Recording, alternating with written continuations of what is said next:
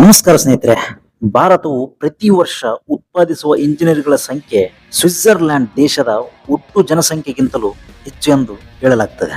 ಆದರೆ ಒಂದು ಪ್ರಶ್ನೆ, ಇಷ್ಟೊಂದು ಇಂಜಿನಿಯರ್ಗಳನ್ನು ತಯಾರಿಸುತ್ತಿರುವ ಭಾರತ ಸೈನ್ಸ್ ಅಂಡ್ ರಿಸರ್ಚ್ ಇನೋವೇಷನ್ಸ್ ಗಳಲ್ಲಿ ವಿಶ್ವದ ಟಾಪ್ ರಾಷ್ಟ್ರಗಳ ಪಟ್ಟಿಯಲ್ಲಿ ಏಕೆ ಕಾಣಿಸ್ತಾ ಇಲ್ಲ? ಇನ್ನೊಂದು ಪ್ರಶ್ನೆ, ಸ್ವಾತಂತ್ರ್ಯದ ನಂತರ ವಿಜ್ಞಾನ ಕ್ಷೇತ್ರದಲ್ಲಿ ಭಾರತದಿಂದ ನೋಬೆಲ್ ಪ್ರೈಸ್ ವಿಜೇತರ ಸಂಖ್ಯೆ ಅತ್ಯಂತ ಕಡಿಮೆ. ಮತ್ತೊಂದು ಇಂಟ್ರೆಸ್ಟಿಂಗ್ ಅಂಶ ಏನಂದ್ರೆ, ಕೆಲವು ಎಂಪ್ಲಾಯಬಿಲಿಟಿ ವರದಿಗಳ ಪ್ರಕಾರ ಶಿಕ್ಷಣ ಅಥವಾ ಪದವಿ ಪಡೆದಿರುವ ಅನೇಕ ಯುವಕರು ನೇರವಾಗಿ ಉದ್ಯೋಗಕ್ಕೆ ಬೇಕಾದ ಸ್ಕಿಲ್ಸ್ಗಳೇ ಹೊಂದಿಲ್ಲ. ಹಾಗಾದ್ರೆ ಸಮಸ್ಯೆ ಎಲ್ಲಿದೆ? ಇದನ್ನು ಅರ್ಥ ಮಾಡಿಕೊಳ್ಳಬೇಕಾದ್ರೆ ನಾವು ಇತಿಹಾಸದ ಪುಟಗಳನ್ನು ತೆರೆದು ನೋಡಬೇಕಾಗ್ತದೆ. ಬ್ರಿಟಿಷರು ಭಾರತವನ್ನು ಆಳುತ್ತಿದ್ದ ಕಾಲದಲ್ಲಿ ಅವರಿಗೆ ಎರಡು ಪ್ರಮುಖ ಸವಾಲುಗಳಿದ್ದು. ಮೊದಲನೆಯದು ಭಾರತೀಯರೊಂದಿಗೆ ಮಾತನಾಡುವುದು ಹೇಗೆ, ಎರಡನೇದು ತಮ್ಮ ಆಡಳಿತಕ್ಕಾಗಿ ಕಚೇರಿ ಸಿಬ್ಬಂದಿ ಲೇಬರ್ ವರ್ಕರ್ಸ್ ಬೇಕಾಗಿರ್ತಾರೆ. 1835ರಲ್ಲಿ ಥಾಮಸ್ ಬ್ಯಾಬಿಂಗ್ಟನ್ ಮಕಾಲೆಯ ಶಿಕ್ಷಣ ನೀತಿ ಜಾರಿಯಾದ ನಂತರ ಇಂಗ್ಲಿಷ್ ಶಿಕ್ಷಣಕ್ಕೆ ಹೆಚ್ಚಿನ ಪ್ರಾಮುಖ್ಯತೆ ಕೊಡ್ತಾರೆ. ಆಡಳಿತಕ್ಕಾಗಿ ಅಗತ್ಯವಾದ ಕಚೇರಿಯನ್ನು ಸಿದ್ಧಪಡಿಸಿದ ಮೂಲ ಉದ್ದೇಶವಾಗಿತ್ತು. ಅವರು ಒತ್ತು ನೀಡ್ತಾ ಇದ್ದಾರೆ ಜಾಸ್ತಿ. 5 ವರ್ಷ ಹಳೆಯ ಮೊಬೈಲ್ ಕೂಡ ಇಂದು ಹಳೇದಾಗ್ತದೆ. ಟೆಕ್ನಾಲಜಿ ಪ್ರತಿದಿನ ಬದಲಾಗ್ತಾ ಹೋಗ್ತದೆ. ಆದ್ರೆ ನಮ್ಮ ಶಿಕ್ಷಣ ವ್ಯವಸ್ಥೆಯಲ್ಲಿ 100 ವರ್ಷಗಳಿಂದ ಇಂದಿಗೂ ಕೂಡ ಅಂಕಗಳಿಗಾಗಿ, ಮಾರ್ಕ್ಸ್ಗಾಗಿ ಕಂಠಪಾಠ ಬಾಯ್ಪಾಠ ಮಾಡಿಸುವ ಸಿಸ್ಟಮ್ ಐತಿ. ಸ್ಟೂಡೆಂಟ್ ಅರ್ಥ ಮಾಡಿಕೊಂಡನೋ ಇಲ್ಲೋ ಎಂಬುದಕ್ಕಿಂತ ಎಷ್ಟು ನೆನ್ಪಿಟ್ಕೊಂಡು ಎಕ್ಸಾಮ್ ಬರಿತಾನ ಅದೇ ಇಂಪಾರ್ಟೆಂಟ್. ಇದಕ್ಕೊಂದು ಎಕ್ಸಾಂಪಲ್ ಹೇಳ್ತೀನಿ. ಮ್ಯಾಥ್ಸ್ ಅಲ್ಲಿ ಏನಾದ್ರು ಒಂದು ಈಗ ಥಿಯರಮ್ ಎಕ್ಸಾಮ್ ಇಟ್ಟರು, ಆ ಥಿಯರಮ್ ಅಲ್ಲಿ ಔಟ್ ಆಫ್ ತಗ ಆ ಥಿಯರಮ್ ನಿಜ ಜೀವನದಾಗ ಏನ್ ಯೂಸ್ ಆಗತ್ತೆ ಅಂತ ಗೊತ್ತಿಲ್ಲ, ಹೌದಿಲ್ಲ? ಹಾಗಾದ್ರೆ ಅವ್ನು ಔಟ್ ಆಫ್ ತೆಗೆದ್ರಾದ್ರೂ ನಿಜವಾದ ಅರ್ಥ ಏನು? ಹೌದಿಲ್ಲ?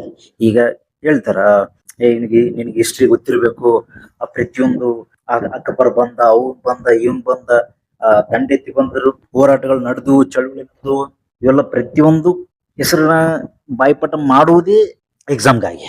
ಇದೊಂದು ಇಷ್ಟೆಲ್ಲ ಮಾಹಿತಿ ಬಾಯ್ಪಾಠ ಮಾಡೋದು ಅವಶ್ಯಕತೆ ಇದೆ, ಅಗತ್ಯವೇ? ಇಂದು ಇನ್ಫಾರ್ಮೇಶನ್ ಯುಗ. ಇನ್ಫಾರ್ಮೇಶನ್ ಯಾರು ಒಂದು ಮಾಹಿತಿ ನಮ್ಗೆ ಬೇಕಂತ ಟಕ್ಕನ ಗೂಗಲ್ ಮಾಡ್ಬೋದು.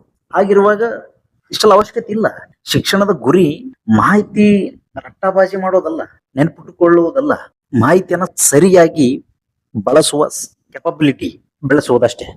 ಈಗ ಒಬ್ಬ ವಿದ್ಯಾರ್ಥಿ 12-15 ವರ್ಷ ಇಂಗ್ಲಿಷ್ ಓದಿದ್ರು ಕೂಡ ಮಾತನಾಡಲು ಕಷ್ಟಪಡ್ತಾರೆ. ಆದ್ರೆ ಬೇರೆ ದೇಶಗಳಲ್ಲಿ 5 ವರ್ಷದ ಮಗು ಯಾವುದೇ ವ್ಯಾಕರಣ ಅಭ್ಯಾಸ ಪುಸ್ತಕ ಇಲ್ಲದೆ ಇಂಗ್ಲಿಷ್ ಮಾತನಾಡ್ತದೆ.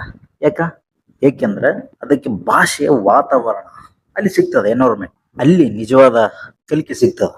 ಇವಾಗ example, a+b² a² + b² + 2a. ಇದು ಒಂದು ಈ ಸೂತ್ರ ಎಲ್ಲ ನೀವು ಕೂಡ ನೆನ್ಪಿಟ್ಕೊಂಡಿರ್ತೀರಿ ಅಲ್ಲ. ಆದ್ರೆ ಇದು ನಿಜ ಜೀವನದ ಏನ್ ಯೂಸ್ ಅಂತ ನನಗಂತೂ ಗೊತ್ತಿಲ್ಲಪ್ಪ, ಹೌದಲ್ಲ? ಶಿಕ್ಷಣ ಅಂದ್ರೆ ಕಂಠಪಾಠ ಮಾಡೋದಲ್ಲ, ಇದರ ಹಿಂದಿರ್ತಕ್ಕಂಥ ತರ್ಕವನ್ನ ಅರ್ಥ ಮಾಡ್ಕೊಳ್ಬೇಕ, ಹೌದಲ್ಲ? ಇವಾಗ ಎಕ್ಸಾಂಪಲ್ ನಿಮ್ಗೆ ಇಮ್ಯಾಜಿನ್.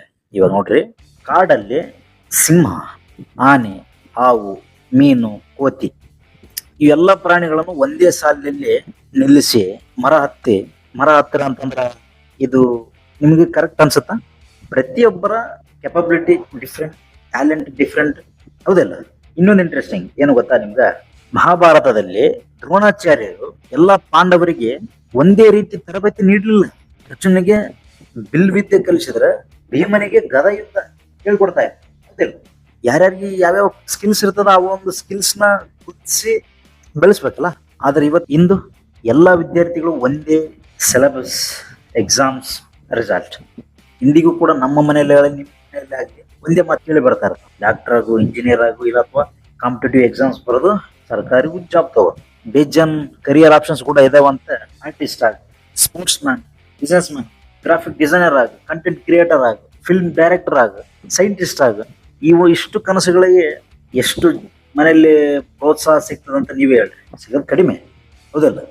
ಶಿಕ್ಷಕರಿಗೆ ಹೆಚ್ಚಿನ ಗೌರವ ಮತ್ತು ಉತ್ತಮ ಟ್ರೈನಿಂಗ್ ನೀಡ್ಬೇಕು ಅವ್ರಿಗೆ.